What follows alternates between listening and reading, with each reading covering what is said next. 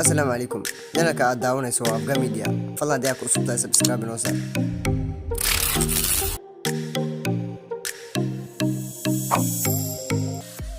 Nabi Suleymaan calayhi salaam markuu maqlay hadalkaasi ayuu ku yiri waxaan eegaynaa inaad run sheegaysid iyo in kale waxaad qaadaa warqadan kuna tur qasriga boqorada kana warkeen waxay sameynayaan. Nabi Suleymaan warqada wuxuu ku qoray sida tan: waxay ka timid Suleymaan waxayna ku bilaabataa magaca Eebaha naxariis guud iyo mid gaar ah baan naxariista iska qaybeyneenina ina imaada idinkoo muslim ah.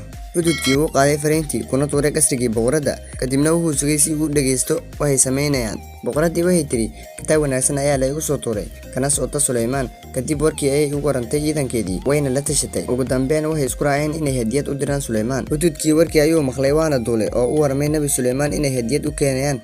Nabi Suleymaan wuxuu diyaariyay ciidankiisii jinka insiga iyo shimbiraha ka koobnaa isagoo sugaya waxay keenaan. Markay soo gaareen golihii uu Nabi Suleymaan fariisan jiray ayay u soo bandhigeen hadiyadii boqorada.